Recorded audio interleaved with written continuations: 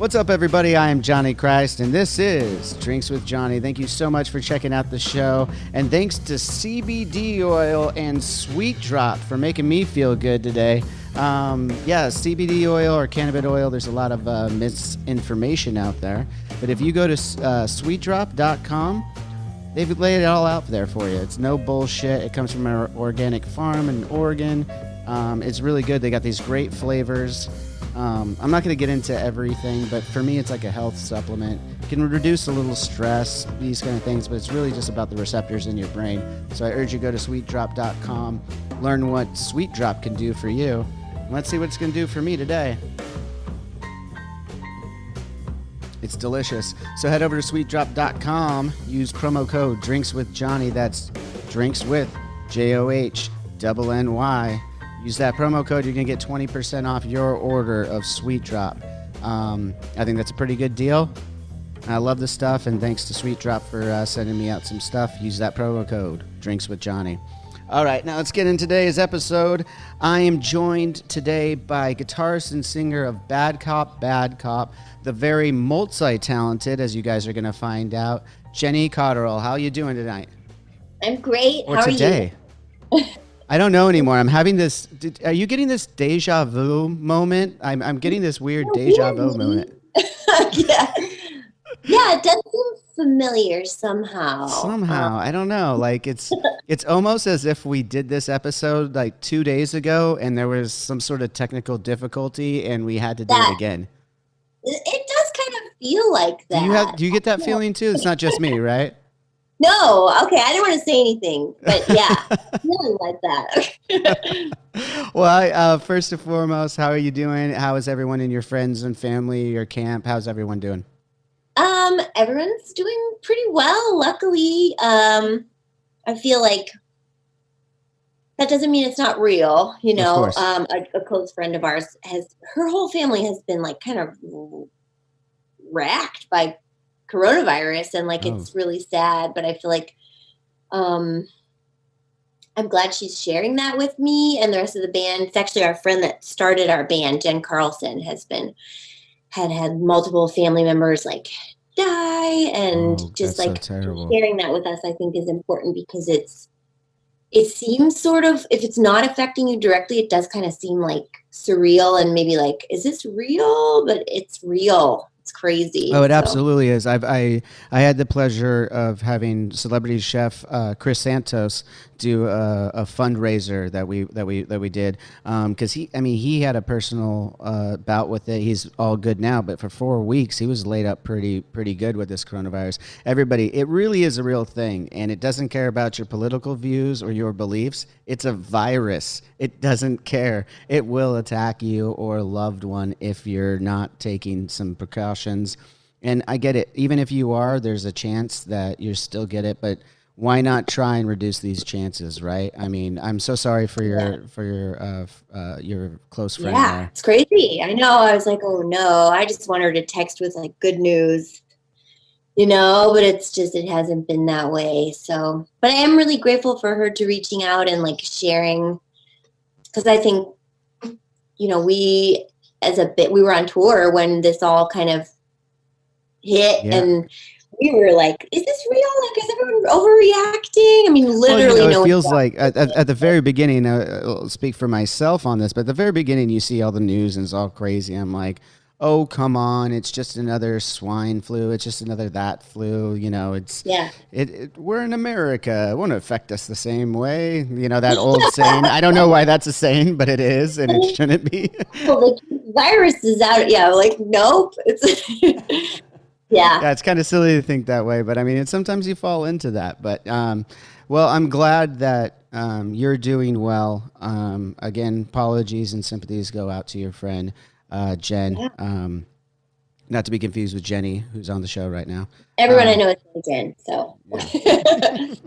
So actually, this affected you and I directly in a not in the same way, obviously, not to make a light joke here, but a little bit. I mean, you're just down the street in Huntington Beach. I'm in Huntington Beach. We've been talking about doing this for several months. And the plan was originally to have you come over to the house, share a beer, talk about Bad Cop, and all your other ventures. But amidst the pandemic, we're doing this virtually. And, even though it's virtual, I still want to make sure I get a cheers out of you. Sure. Yeah. Modelo, I've got my big Cheers. wave. Cheers. Yes. See, this is better than the last time. It's a little bit later in the day.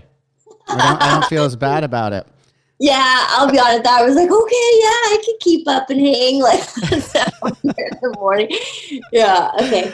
Yeah, so you at home, we actually had a chat on Wednesday at 11 a.m. where we had a beer together, and this asshole forgot to press record on the screen. So it's okay. Jennie is such a kind person to come back and be on the show. So let's get into your kind-heartedness first. We'll get into the album, which I'm super excited to talk to you about. But real quick, another thing that's going on in the world right now with social and racial injustices still going on in 2020. I saw that you, as a baker, did a bake sale to raise money for some Black Lives Matter related charities just a few weeks ago, right? You want to talk a little bit about that? Yeah. I was feeling kind of paralyzed and useless, which I think a lot of people that I've talked to are feeling. Also, I think the idea of going to a protest is a little bit additionally intimidating. Under the circumstances, yeah. Because of like the pandemic, so I think that it's been helpful to kind of shake things loose for people like myself and other people that I know that have been maybe a little bit like kind of frozen and like, I don't know what I can do because I don't know if I can leave my house. But it's like, it's kind of been nice to know that like you can go out and protest and like wear a mask and keep space if you are able to do that. Like it's a good idea. It's also hard. I think this moment is like the good one of the good things that's happening is like it's engaging people that would not otherwise have been engaged or like have been sort of like complacent and therefore complicit up to now. And I know there's like a lot of conversations about like ways to really be a better ally if you are not a Black, Indigenous, or person of color. And I love all the resources people are sharing about that because like it's cool. It's like if you want to help, you want to know the right way to help. And absolutely. So I don't personally have a lot of money to donate and I didn't really know what to say. But a friend of mine, Sarah Hosty, who's like a really amazing visual artist, I started like auctioning off some of her work just on Instagram. And I thought that was a brilliant model because Instagram is easy to use and like, you don't have to have like an eBay account and it's a good platform right there that you already have followers built in that, you would imagine share some of your same views too. So yeah. And I think most people do care and want to help. Mm-hmm. So I think she actually came up with like an even better idea. We were talking, we're in an anti-racist book club now. But awesome. she was like, the next time I'm doing this, it's a raffle. So it's like every ticket is $10, which I think is great because then it's like the pressure to have enough money to like win an auction is kind of removed. Like, you don't have to be like, I have to have a few $100. You can just have like 10 or $30. And then you know what I mean? Then everybody can kind of pay together and, maybe that's a more effective way to raise more money. Yeah, no, I think that's great. I think what you did is awesome. Obviously, the book club sounds amazing. I think that's something that a lot of people of our complexion should be aware of. I mean, the idea that, a white person hears the words white privilege and gets defensive about that. And I just, it's not to be defensive about. It's a reality that is there, whether you wanted it or not. It doesn't make you a bad person that you had these white privileges. That's not what it is, but it is, you need to be aware of it and try to work towards a change. Because obviously it's not right. And that's why you have that defensive mechanism, because it's not right. but Yeah. maybe whether you recognize it or not, it's a reality for a lot of places in the world. Yeah. I think what's cool about right now is like conversations like these are like I'm a friend. Well, we're friends now because she ordered a cake. Okay, so anybody who wants to befriend Jennie Cotterill, make sure you buy a cake from her. It's like a conversation involved in it. Anyway, this nice person is ordering cakes for her kids, and like, of course, like we circle back to like discuss what this is, and it was like earlier in the week, and of course, like I can't have a conversation with a person without going there right now, which is Mhm. like I think it's cool because people are into it. You know what I mean? I haven't met anybody that's like, I don't care and I don't want to hear about this. And like, it doesn't, like I'm uncomfortable or like, I've heard Well, it is like, uncomfortable though. I mean, that's the idea though. It is an uncomfortable conversation to yeah, have, it's an but it's a honest, necessary one. It's an absolutely necessary one. Like that, yeah, I'm doing a show amidst this, and my show is supposed to be lighthearted, everything like that. But I've felt I can't just stand by and not talk about what's going on in the world right now. That would be no, I totally super agree. irresponsible of me.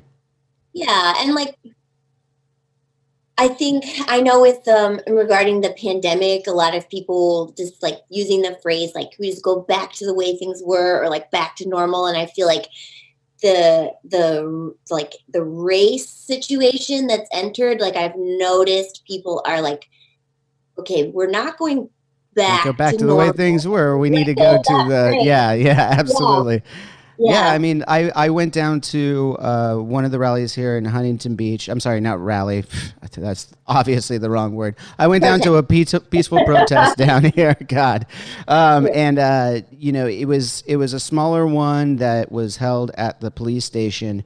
I felt more comfortable going that because part of what I really wanted to do is I have a 3.5-year-old son, and I wanted to bring him to these moments in history and show him, have the pictures later when he's ready to ask these questions. Hopefully, he doesn't know too much about it, and I have that teaching moment with him, and I could go back to these moments in history, and we can push to make his generation and the generations before understand these things and have the change in the world that we desperately need. So that's not to say anything to pat myself on the back or anything like that. It's just something that No, but I I think felt was really important.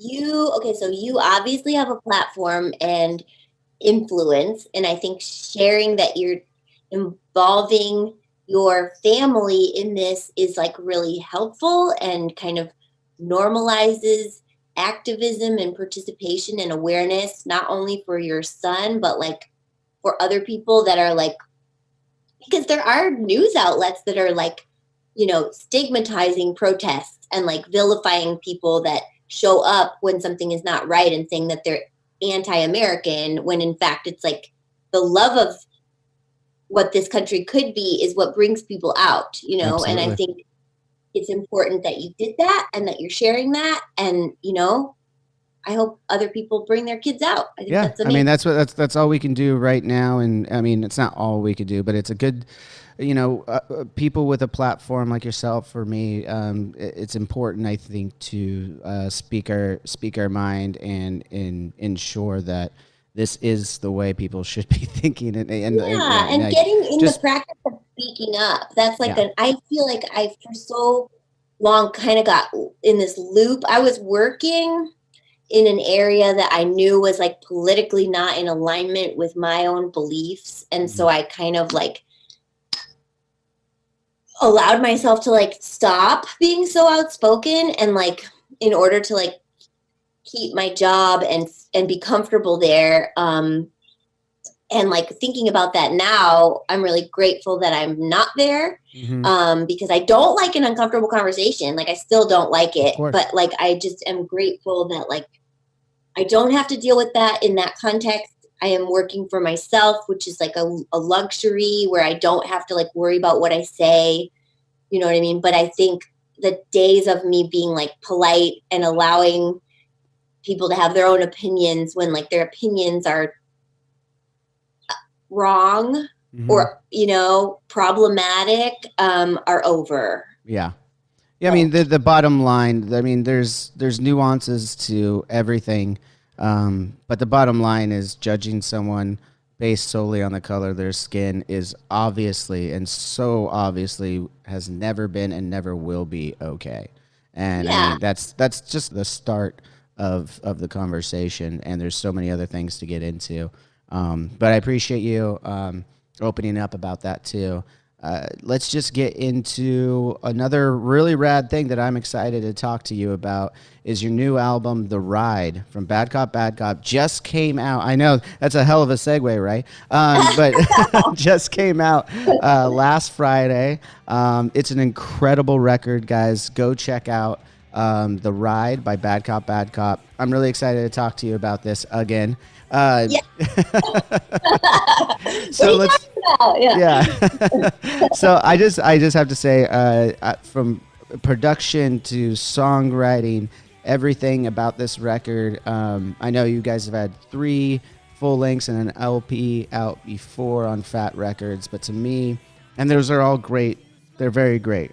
To me, I feel like you guys have really found your voice on this record, and for me, it's just at this point, I know there'll be other albums in your near future or future, whatever you want to call it, that will maybe change my mind. But right now, this album defines Bad Cop for me. How are you feeling about this record?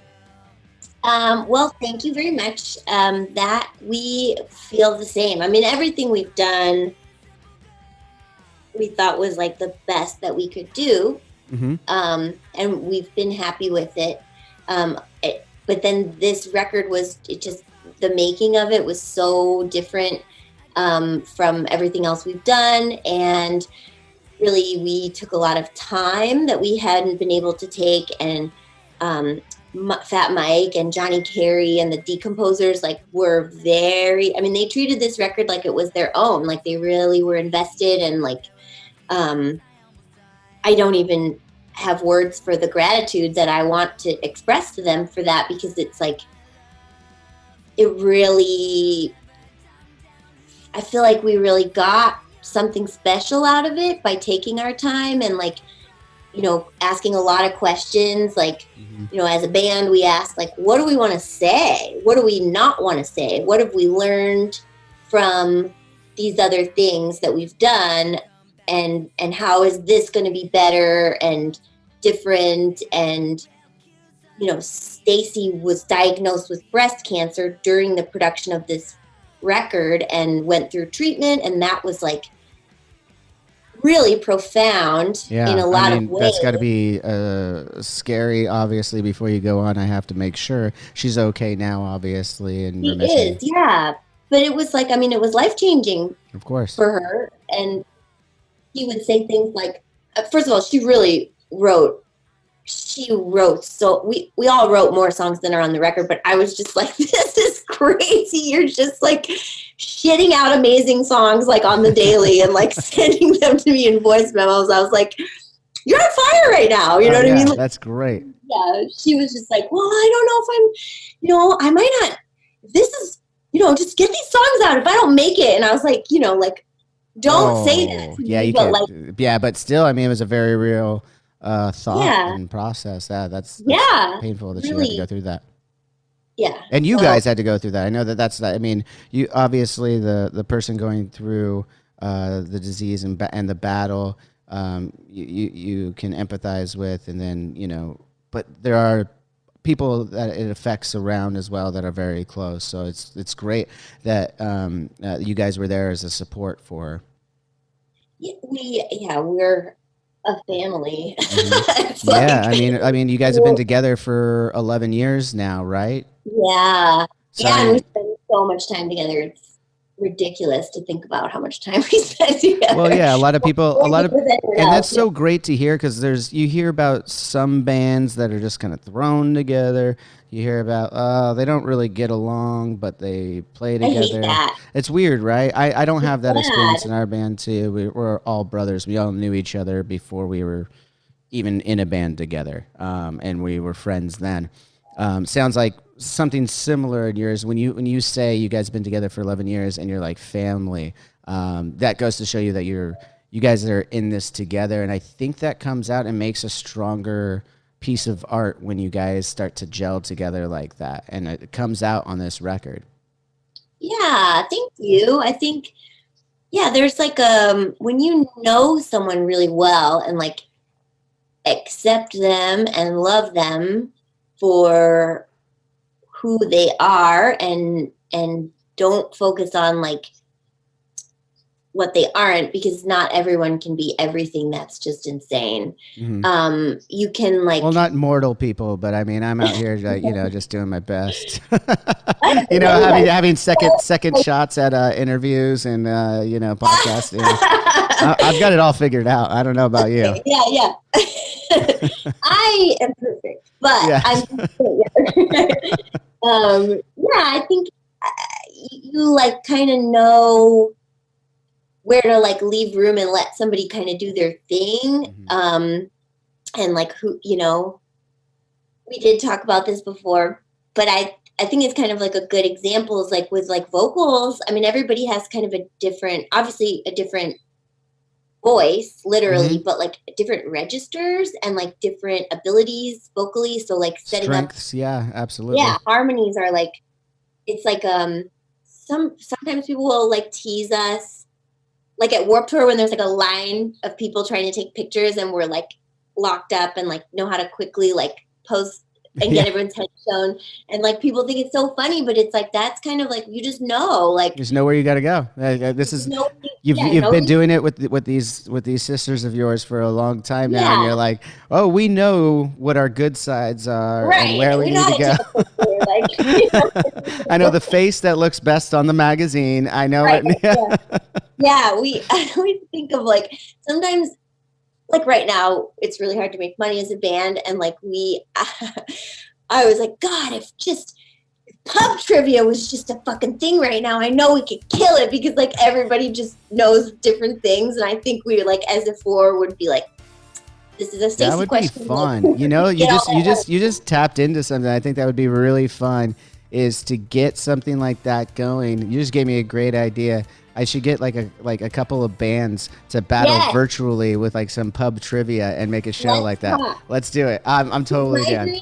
I suck at trivia, so my dream of this is like it's like band Family Feud. Yes. But it's like these are your families, and you can have like your members of your touring crew, and like if you have like but it's like. Because you come up with you're right. It goes back to those strengths and weaknesses. Somebody in the band will know something a little bit better than the next person. It's like that'd be the ultimate. I'm into this. Let's talk after this. We'll keep in touch. But let's get into let's actually dive into the record a little bit more. Well, talk about this show. I really want this. Hey, we're going to make this happen. Okay. But I just want to say, like, right off the bat, I noticed something about this record, and for a fellow musician, the production value on this record was way up. You could hear it immediately, and we already talked about it, but to me it sounded like a very polished punk rock album. Still has all the energy. Very akin to like No Effects, So Long and Thanks for All the Shoes production when they came out with that record. Great sounding, you could hear everything. Everything's clean, but the energy's still there, and it's so awesome to hear you guys in that fast. And you already mentioned that Mike and Johnny and the D composers, not the D minus composers, as I said before. It's really cool to see that the guys at Fat Records and everybody really got behind you, and you can hear it at the very least in the production value of this album. So how important was that to you guys when you were? When you were sitting down, not writing the songs anymore, but literally recording them. Well, I appreciate Mike's attention to detail and patience with the project. And he really does, I think, know how to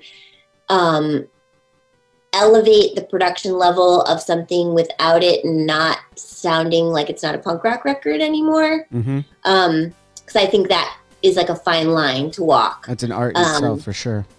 So, I personally don't I love, I mean, everybody, you can appreciate a well-produced record, but like I am also very comfortable with like very lo-fi things. I think I would agree though that my band sounds better with like a higher production value, just because like everyone is singing as hard as they can, and like everything is like considered, and like so I do fully appreciate it, and I think it, while it's not like my personal musical taste to like seek out high production value, like I think again, like it's just so amazing that Mike was so invested in this, and like really kind of treated it like it was his project, because it was his project as the executive producer. But you know, sometimes people take that title and are just like, just give me quotes on the record, I don't care, you know what I mean? Like, I don't know anybody like that in the industry. I don't know what you're talking about. But so let's just get into like song by song. I'm glad you just mentioned the literal of finding your guys' voices. I know that there's this great part, and again, I don't remember which song it is. It's like fourth or fifth on the album. It just caught me off guard. I was listening in my car, and you guys go into this like 4-part like harmony, but very Queen-esque, and it just comes at the top of the song, and then you get into it. And I think that was a moment when I realized, listening to this record, that you guys had found your voice quite literally. How is that? I like, you know, you got these different voices, all this juxtaposition. You know, you mentioned Stacy, and Stacy's got this very guttural, angsty, I don't know how else to describe it, very punk rock voice. I mean, it's like it's what you would imagine out of a SoCal punk rock band, right? And then you have a much cleaner voice. You know, as I speak to you here, you get to hear. I'm sure you don't like hearing its baby voice, but it's a cleaner voice. It's a weird voice. No, it's not weird. No, it's actually very cute. Like even your speaking voice. I heard you on other podcasts before that we'll talk about. But you have a very cute voice, and then it translates when you're singing, and you obviously you're hitting a lot of crazy notes on this. And I know that Mike kind of brought some stuff out of you. You want to explain that process a little bit? Yeah. So I know it's weird to have the same question again, but no, this was like, it was so profound, and like I don't even think Mike realizes how profound it was or how seriously I took it. But like actually, on our last record, he was busting my chops because I like am loose with rhymes. Like I'll just let the vowel kind of rhyme, and I think that's okay. And he was like, he was like giving me shit about that. He's like, why wouldn't you rhyme it? Like a good rhyme is so much more satisfying, and like just really. And I was like, this guy needs to relax. You know. But then I thought about it, and I was like, why wouldn't I rhyme it? Like he's right. Why wouldn't I just rhyme it? So there's like a lot more attention to that on this record. But during the production of this record, I was like tracking just a demo and of a song that I thought was like, as you always kind of think it's as good as it's going to get before other people get their hands on it. But I was like, yeah, I feel good about this. And I feel like it's going to be, we're going to pretty much. It's one of your babies. You're like, this thing is fucking gorgeous. Right. Yeah. Gorgeous. He was like, stop. Like, why are you singing like you're in your house? And I was like, because I wrote it in my house. You know what I mean? Like, but then I had to think about it, and I was like, yeah, that doesn't make any sense. Like, if we're gonna take this to hopefully a venue that's like I'm allowed to scream at like thousands of people, like you know, why would I think not about do that in the studio? Yeah, like bring that energy. Yeah. So that really helped, and since then I don't sing like I'm in my house anymore. In my house, which is like maybe annoying for the people that live next to me. The neighbors, are they banging on your door and asking you like to stop? Yeah. They're actually really nice about it. Okay, good. But yeah, it's probably because it sounds good. You know, you're self-conscious about it. It sounds good. You know, I could hear it on this record. I mean, it comes right out. I'll just get back to the tracks here. Originators, full of energy, like a kick-ass song right off the bat, and then you continue on to the songs, and I mean, you could hear your guys' voices change, like just really being present.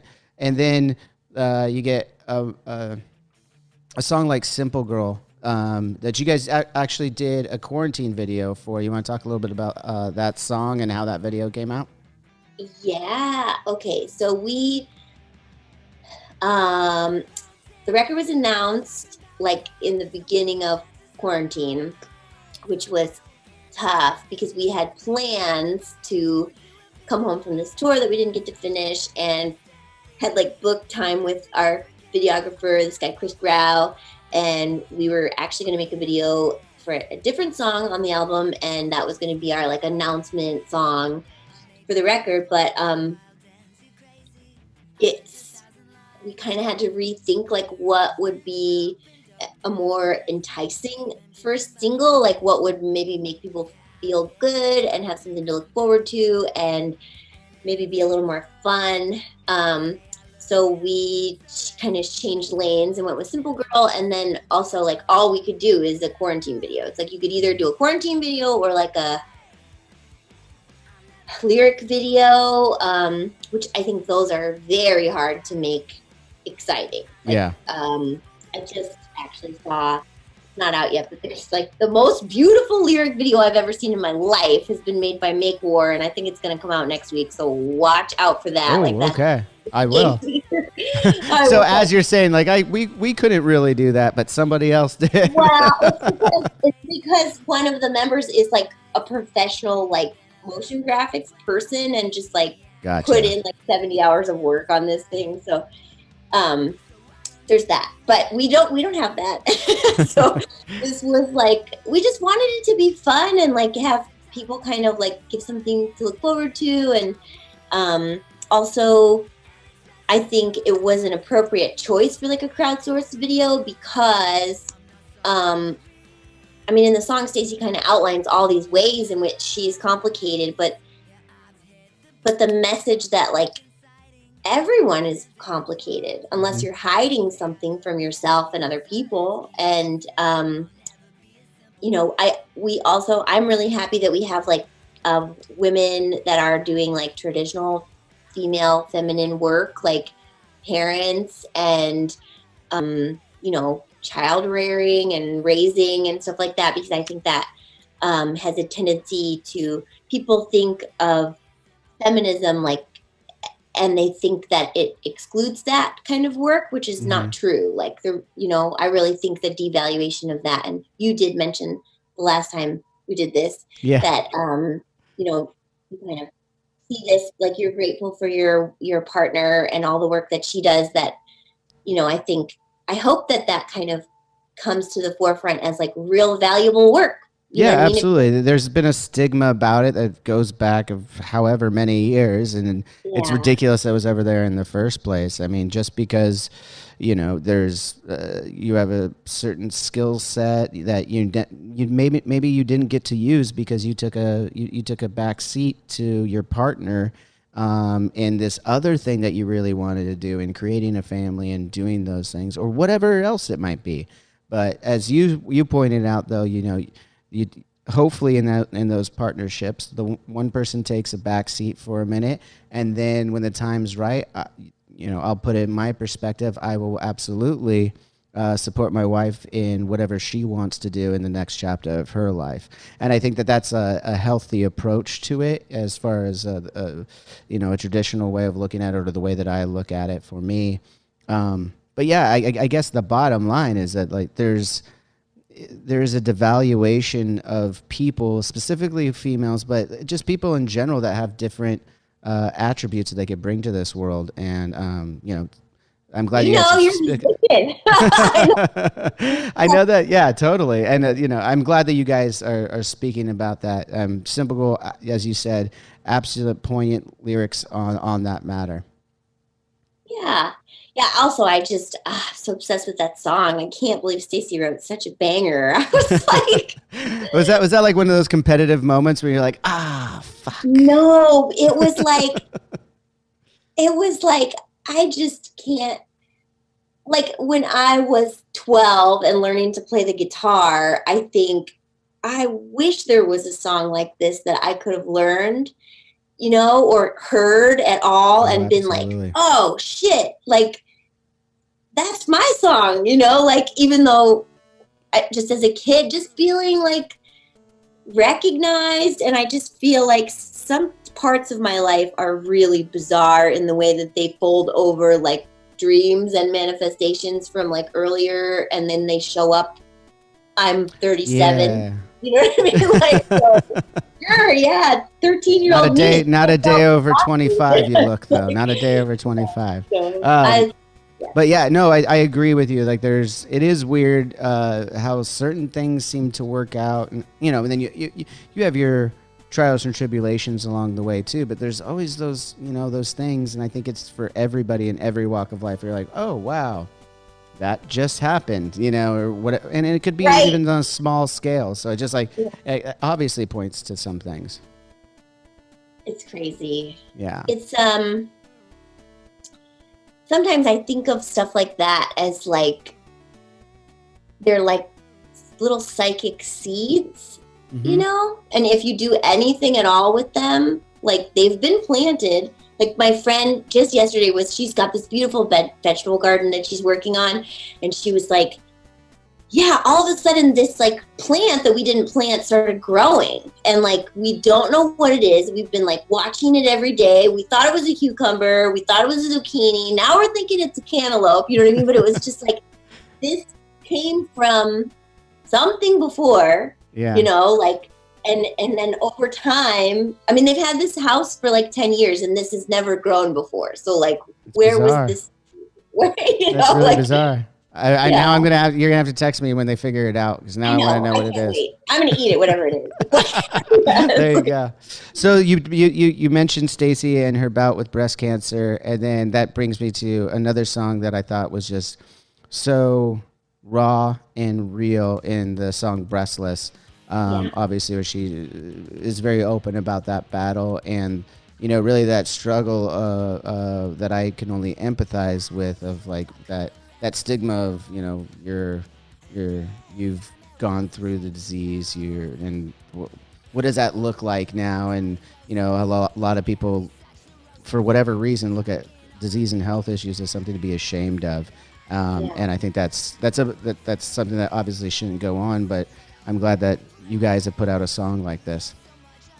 Me too. I think, I don't know if I've heard too many songs written from like the middle of a disease, or like, because Stacey, this song was written and recorded before things were resolved. Mm-hmm. She was like, all right, I got to get a doctor and like figure out, like, choose my treatment, and like, you know what I mean? Which is like pretty high stakes and like terrifying. And Mm-hmm. it's like, I think it's something that you can't share with another person, really. It's like the boundaries of that are, it's yours, unfortunately. Not to say like you're alone, but like you're the only one really going through what you're going through. And I think a lot of what she wrote in that song addresses that, like the confusion. She even mentions like shame and fear, and like, it's like, I know it's the only punk rock song I've ever heard about breast cancer, but I feel like it's also kind of like, I've just not heard anything from somebody first person about a health scare on that level, where it's like, yeah, I mean, to my recollection, I can't think of it. Apologize to any of the artists who have done that. No, I know, me too. I'm not an encyclopedia. I haven't, but I mean, I am glad though that she shared that. I mean, again, because of that shame factor that shouldn't be there. Hopefully, it helps empower some other people that are that have or will go through that. And I think that's why, again, that song stood out to me among a great record, and that song really stuck out to me. I know. I was talking to my brother about it when we were still working on the record, and I was like, yeah, and Stacey wrote this crazy song about having breast cancer. And his partner was like, what? I was like, yeah, like, Yeah. just wait till you hear it. It's a banger. Yeah. Not a bummer. It's like, no, it's I very also empowering. appreciate that too. Yeah. Well, let me get to another couple of songs real quick that stood out to me when I was listening, and that was Perpetual Motion Machine. I love this song because it's different. It's just different from the rest of the songs on the record in so many wonderful ways. The way that you have a chorus that has a different rhythm and a kind of a runoff chorus in a way was just like, I was like, whoa, I haven't heard that done that way before. And I was just like, and it was done so well. What was the inspiration for that song? I love weird songs. Like, I love the weirdest song on every record. And I think a lot of my songwriting on this album was a little bit of a pushback from what I have contributed in the past, because I feel like the tendency with like my songs is to kind of push like the pop structure, and like I don't particularly like pop structure, and I feel that like with my voice being what it is, like to have it be poppy and follow like a pop structure and like predictable hooks and stuff like that, it's like, in my opinion, a little bit too saccharine. Mm-hmm. You know what I mean? And then I could get that, because I could see you. I think that's part of you just touched upon it. Part of the reason why I like that song is, I believe, or I love that song so much, is because you got your voice on it, and it's going through, but then it's different than what you expect. Like you said, it's a good juxtaposition.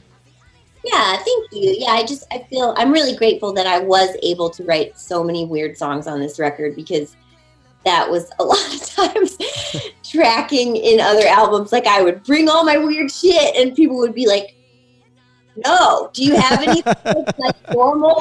And like that doesn't fit on this record, Jenny. Jenny, what the fuck is this? Like, so I feel like I didn't get shut down on this one. That's always a better feeling, Yeah. So this is like my best representation of myself and my work. And I'm really happy with it. I like, this song was like really fun to write, and I was, I like went to therapy while we were recording this record and learned a lot, and also like did a lot of research on like radical empathy and like the real meaning of self-love, and like I think the value of that is like impossible to overstate, because I don't think people do things like uphold systems of racist oppression if they themselves are secure. Yeah. Like, why do you need that obviously comes from insecurity. I'm glad you brought that up. I mean, that's what it is. It's absolutely. Any bully anywhere, you know what I mean? Mm-hmm. It's like, you are not happy with yourself. 100%. What is it that you need? I like though you mentioned the therapy this time, just because. Again, on this platform, a lot of people have a stigma about therapy and think, I've spoken to therapists in the past. It's not something to be ashamed of. It's everyone should do it. Yeah, it's good to it's as healthy as going and running on a treadmill, but for your brain. It's just something there to like work through. We all have thoughts, and they're very different sometimes, and it's really helpful to have someone to work through with. Those specific thoughts. Yeah. It's interesting how much shame and stigmatization is just polluting. And it's all based off false knowledge of these things too. It's completely based off false knowledge, and it's like, I get it. You don't understand it, so you're afraid of it. Well, let's get past that. It's like 2020. There's a lot of things out there that you don't know about. Doesn't necessarily mean that they're bad. Like, it's not. Yeah, you don't have to be afraid. You just take in the information, educate yourself. Take in the information that's around there. It'll make us all better. Do you know the band Idols? I don't. Okay, you should check them out. I feel like, based on this conversation and based on like your fan base, I feel like, so it's like a bunch of men, and they are making amazing music. And I feel like the underlying messages are very like directly dismantling things like toxic masculinity, which like I think coming from cis men is like really, that's a good message to deliver. Absolutely. You know what I mean? I will definitely check this out. This is not a threat to your X, Y, or Z. Like, you know, as a man, you should know that like toxic masculinity is toxic to men, you know, and everyone else. Like just, but then also like self-love, and like they have an album called Joy as an Act of Resistance, which is just such a beautiful title in itself. Yeah, you know? I love that. Yeah. Anyway, I'm definitely, you said Idols. Okay, I'm going to check that out. IDLES, not OS. Yes. Okay. Everyone else go check that out too. We'll plug them right here. Yeah. So the last song on the record I want to talk about was the last track on the record, Sing With Me. That one stood out to me for its positive message, and it really just kind of, it stuck true with the state of the world right now, right? So I guess my question there is, how close to the release of this record did you guys write that song? I mean, it's so poignant right now in the world, but like, was it just a happy happenstance that it is so poignant into today's culture? Well, I mean, that song was recorded in the middle of last year. But I think what's going on, which we're all really kind of grateful for, with the exception of nobody wants immigration politics to be as relevant as they are. I mean, that's like, I'm glad Lynn wrote those songs. I don't want those things to be relevant, but I'm very happy that Lynn wrote them. And I feel like I'm grateful for them 100%. But like the other messages on the record were just like, I don't believe there was like any type of timeline or particular news line that we were referencing with this other stuff. It's just like, Sing With Me is like, we have a mental health crisis in this country, which is leading to many other crises. And we also devalue and underfund arts programs and music programs in school, and deny people this opportunity to like express themselves and play and find joy and have any kind of agency or levity in their lives. Like everything is about, is this something we can monetize and exploit? And, you know, is this respectable? Like, you know, my life is not respectable, if you ask. You know, you're pulling away the curtain on it now. Then, right? Yeah. I don't know about you again, but I'm all put together. I don't know, like it's a yeah. So it wasn't meant to. I wish it wasn't so relevant, but I also think like that. The truth is, like, people look at cave paintings. You know what I mean? Like, human beings have been creative and inspired since the beginning, the dawn of humanity. And like to like oppress that and devalue that and like minimize that and take that away from people is like fucked. And I think, you know, this was like, when I brought that song to be demoed, I thought they're gonna fucking kill me, because this is not a punk rock song. And like, that was the joke. It's like, Jenny, do you have any punk rock songs for the record? You know? And it was like, that one's nope. Yep, nope. But I've got this little gem. I fucking hate it. And then it turns out Mike like loved it, which, understanding in retrospect, like Mike has been working on this like incredible musical forever. You know what I mean? Like, it makes sense. But like, I thought for sure. Also, I know he like has like a preference for like, it's like the acid quality in a recipe, where Mike is like, yeah, but where's like the scary part, or like the salacious. Oh, you mean acid? You mean acid like citrus acid? You're not actually talking, you know? not LSD. Okay, I want to clarify that to the listeners. Yeah, no, which I thought for sure he was going to be like, yeah, and you got to get dark. Cause that's another joke, is that Mike always wants things to get a lot darker than, than we want them to go. As everyone knows, of Fat Mike's music, it can get extremely dark sometimes, but very honest, and that's why we love him. Yeah. Anyway, I was surprised. He really likes it. And I think I'm really glad he did, because he put a lot into that song, and I think developed it in a really beautiful way. And well, he was not wrong to help out with that one. I thought I absolutely love the song too, not just for its message, but just as for its songwriting is really cool. So I'm glad that one made the record. Me too. And then so as we stated, last Friday was the release of the ride, and you guys did a little listening party at Fat Mike's house. How did that go down? What you know, a lot of people hear a lot of things about Fat Mike's house and what kind of things go down there, but I'm sure that might not have been the case during a late listening party. So what was that experience like, and can you tell us a little bit about that night? I think, a lot of things go down at Mike's house, but we are not part of those things. It was very, it was the best day I've had in a really long time.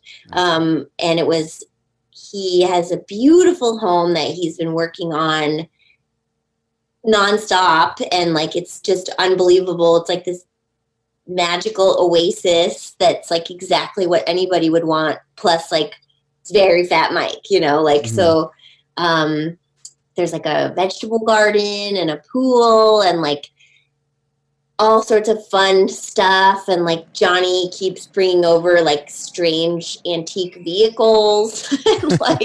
Wait, how strange? There's a fleet of these little electric carts that are so cute and fun, and they're from the early 60s, I would think, but cool. I swear every time I'm there, there's more of them. It's then my that sounds rad. It's like those old what are those? Help me out here. The buffalo, not that buffalo, the old men that get together and they have the Shriners. Yeah, the Shriners, the Shriners driving around those carts, right? Drive, yeah. Okay, now I could see it. Yeah. It's just so fun. I'm really happy for him, and he.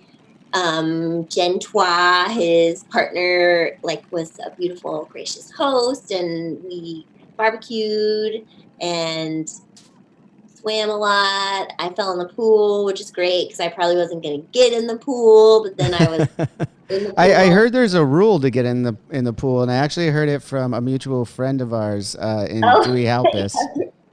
In his podcast, he talked to Fat Mike, his Peer Pleasure podcast, went down to his house and was told the rule to get in the pool was to wear latex. So obviously you falling in, either you already were wearing your latex or you had to put it on first.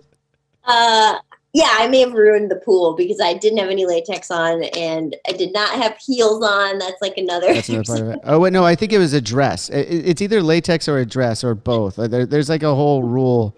It could be both. I don't know. I blew it. And but it was great. I mean, I didn't take my phone in with me. Thank God. Wow. Yeah. That's always that's always real nice. That's always the phone was. God damn it! Yeah. Yeah. Well, I'm glad to hear that was a fun experience, and as you said, I'm sure at the end of creating this record with Mike and Johnny was just a nice little celebration for you guys. I'm glad you guys had that moment. And I'll just follow back on Dewey Halpus' podcast real quick. A fun story when I listened to your episode with Dewey is before you even met him, you do a podcast from a parked car. And for people who don't know Dewey, he does all of his podcasting from his car. I was on his show. He let me know he was in his car then. He came on my show for a FaceTime one. And I was like, dude, you're still in your car? He's like, oh, yeah. I do all of them from my car. He's buckled in. Yeah. It's just weird to me. But I mean, it's awesome. What was that like, though? I mean, you're about to play a concert, or a show, and you got press to do. So you're going to go do this guy's podcast. And not only do you not know him, he throws the curveball. Oh, come out to my car so we can do this podcast. Like, what was that experience like? Well, in Dewey's defense, he did ask if we had like a green room or the van. Stacey was sleeping in the van, so I was like, no, it's okay. Your car is fine. But I don't think I would normally do this, but he's like vetted. He came through our PR agent, which is good. So I was not afraid, but it was tons of fun. We had like a great time and became best friends. And I thoroughly enjoyed the episode. I was listening to it in excitement, and just talking to you was coming up at the time. I mean, this was months ago. That I think that was released in November of 2019, and we were supposed to be talking in February before all this happened. So I was like, oh my God. I was listening, and I was like, oh, fuck. But yeah. So just real quick though, I want to point out to everyone, if you're going to go listen, there is a point in the podcast on that episode where they mention how steamy the windows got, and I think that's worth noting. Yeah. Nothing. It's nothing. It's nothing. Just steamy windows in a podcast. Yeah. No. While talking, laughing. Another thing that I definitely need to get into and need to talk to you about is some of the other great talents you have. You're an artist. You have sculptures. You have paintings, and you've done all the album artwork for Bad Cop, Bad Cop. You did some artwork for the NoFX autobiography, amongst other things. And then the very, very cool cover art on The Ride was all you. And that was, we already discussed it a little bit, but I wanted to ask you again about it. That was you kind of getting away from the painting a little bit. So we want to discuss the idea behind The Ride's cover. Yeah. Okay. So I have an aversion to. This is going to be funny because this is the second time we've done this interview. But I have like after a certain number, when things get repetitive, like I can't.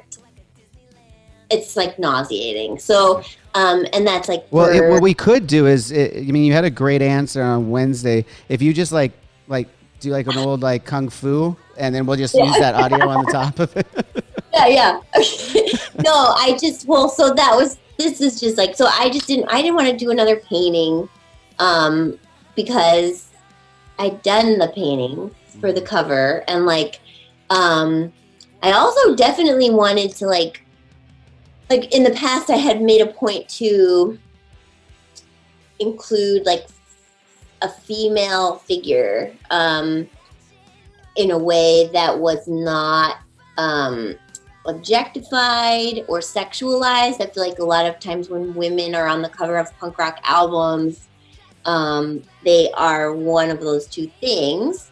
And so I definitely in the past with our covers, wanted to kind of bring female energy and imagery, but also definitely not from a exploitative, angle. And then in the time since our last record came out, I just had been thinking more about I always paint women, but then it was then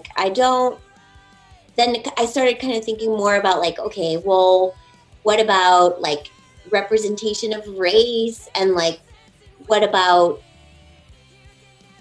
other types of bodies, which I think there are artists that I really admire that really employ a broad range of these things. For example, this artist named Christy Rode, who's a punk rock musician and artist, her whole body of work is representation of differently abled people, trans and non-binary people, body positive kind of figures and things like that. And I just I was I'm not really doing a good job of acknowledging that. But then anyway, so I definitely was I don't want to put a figure on this record. That's one thing. And I didn't want to paint anymore because I hadn't been painting. I'd just been touring and working, and when's the last time I painted? Yeah, and you were kind of probably a little over it, and in a rut of the painting. Not a rut to say, but kind of just I just not like in doing love with things. it, Yeah, you like, just want to move. You yeah. want to try something new. I like that. Yeah.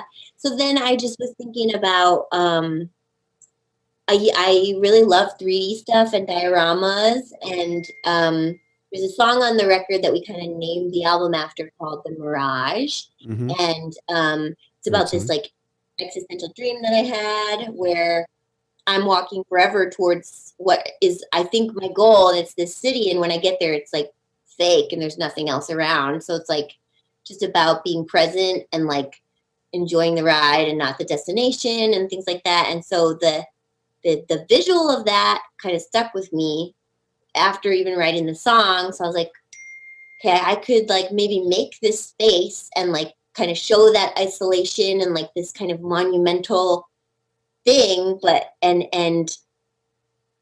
if I make it a model, I can make it whatever I want. So I made this like, I built like a dark ride, like a bad cop dark ride, and wanted to kind of show off that it's like there's only one car on there because you are alone in this ride. Like you can be married or have a family or like have attachments to other people, but like you go in and you come out alone. You go through breast cancer alone. Your happiness is yours alone. Your satisfaction with this experience is up to you. And so on the facade of this ride, I painted like kind of like good and bad. I know those words are loaded and like I'm trying to move away from them, but like I guess like more unhealthy versions of humanity. Like there's like borders and concertina wire and like a prison tower and offshore oil rig, which because you live in Huntington, those things are Yeah, fucking that was. Yeah. No. They here in Huntington, they like to just put like those fake rocks around them, so it looks like it's its own little island. Oh, it's such a nice facade right there. When was that put forward on a bill? That's what I want to know. I just remember coming home from a tour and driving down PCH and being like, really? Yeah. Really? Really? Like, Well, there's a lot of other shit we can get into that they pull underneath us in Huntington Beach. It's pretty upsetting.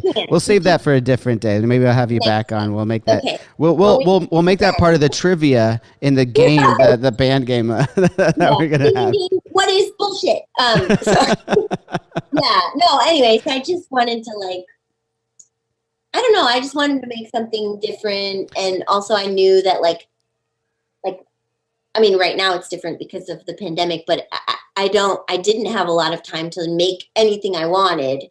And here was like a perfect assignment to like really make something crazy. And like, however, it came out absolutely great. I think it's really cool that it is a model in a picture because it almost looks like a painting again in certain respects, but it has that 3D element. So it's like really cool. And I already know this, but I just learned this the other day. You actually are using the backdrop for that model in this episode right now. Yeah. I have a bunch of these skies that I painted before I went to shoot this with my friend, Eden Kittiver. Because I didn't know what I was doing. This is like a true confession of like myself as an artist is like a lot of when what shit gets real. Yeah, I know. It's like I think I can get there. I'll get there, but like don't ask me how yet because I'll get there, however I do. And so we just wanted to be safe because she lives like 2 hours away. So I wanted to bring a couple options and then ended up being the best one. So, and then obviously we live via Zoom now, so I just put it up in the kitchen. This is fantastic. We as we stated before, we're just down the street from each other, but here we are in a virtual chat. Yeah. It's the way of 2020. The last thing I'll talk about is your incredible baking. You have pictures of this all over your Instagram. When we started this, you were working at a bakery here in Orange County. I learned that you are no longer working at this bakery. But you're still baking from home, as we said. You had the bake sale, and then on a personal note, our producer Sam, who got us together, has a 9-year-old daughter now who has had to celebrate her birthday in quarantine, which is hard for a 9-year-old to wrap their head around. Yeah. And you were able to brighten her birthday by making her a cake. So personally, from me to you, thank you for doing that. That was a really nice thing. Well, thank you, Sam, for commissioning Charlotte's cake. That is great. I am working from home now. Yeah. Yeah. As most of us are. Yeah. So that's great. Everyone go check out everything Jennie Cotterill. There's so much. All the art, all the baking, the sculpting, the activism, the singing, the guitar playing. I mean, there's so many things. We've already been chatting over an hour, and I feel like we've only chipped at the surface here. So we're gonna have to have you back, maybe one in person. I'll make you take a shot from the hat of tequila. Yeah, It'll absolutely ruin you. This, game show because Oh yeah, we got to get a yeah. We're gonna make this game show happen. Okay. All right, everybody, make sure you check out the new record, The Ride. That's out everywhere on Fat Records. It's an amazing record, and I really think you guys are gonna dig it. So make sure you go check out The Ride. It's streaming everywhere now. It's probably even in a couple of stores. Who knows if they do that anymore? I don't either. I'm like, what stores? Yeah, what stores are selling records these days? I don't know, but at least it's streaming everywhere now. And thank you again so much, Jennie, for being on the show for the second time, first time for all of our viewers and listeners. This is the best time. All right, everyone go follow Bad Cop on Instagram, Facebook, and Twitter. I'm sure, what is your guys' official.com? I'm sure you guys got one of those. I think that one is badcopband.com, but okay. I would say we're probably most active on the other socials because they're that's what everybody's. That's where everyone's at right now. And you've got your own personal that I follow. That's just your name spelled out, right? Yeah. That's my name. Jennie Cotterill. I'm not going to pretend I know how to spell it because I don't have a phone in front of me. You want to spell it for the listeners? Because we'll put a tag here on the video, but okay. You just point to that. It's Jennie Cotterill. Cotterill. All right, everybody. Thanks for checking out this episode of Drinks with Johnny, and thanks to Jennie for being on the show twice, as you guys learned. Make sure you guys follow us on Instagram, Twitter, and Facebook. We have a TikTok. We haven't done anything with it yet, but you might want to start following it. I don't know. I might never do anything with it. If you enjoyed the show, make sure you subscribe right down here below, and head over to anywhere you listen to podcasts. And I know, these interviews take a little bit of a deeper dive, these chats that I'm having with people, and you may not sit down in one sitting and watch it all on YouTube. I like to listen to podcasts. So we put out the same chat everywhere on that you want to listen to podcasts while you're driving to school or work when those things go back to normal, or just walking on a treadmill or running, getting out. It's an easy way to digest some of these conversations we're having. So that's the Drinks with Johnny podcast. You can find it anywhere that you enjoy podcasts. Lastly, if you missed any of these episodes, you can go to drinkswithjohnny.com, find all of them in the archives. We've had some incredible chats with some people, and I'm enjoying this very thoroughly. It's been an absolute blast to get to know people I haven't had the pleasure of meeting before, as well as taking a deeper look at some of my friends throughout these various industries that we've been able to be a part of. So go check that out and sign up for the newsletter at drinkswithjohnny.com. You'll occasionally get an email from yours truly, as well as receiving 20% off any of the official merch on drinkswithjohnny.com. That happens as soon as you sign up for the newsletter. You'll get a code sent to you to receive 20% off. And I guess that's about it. Thank you for tuning in and staying to the end, I guess, here. Till next time. Cheers.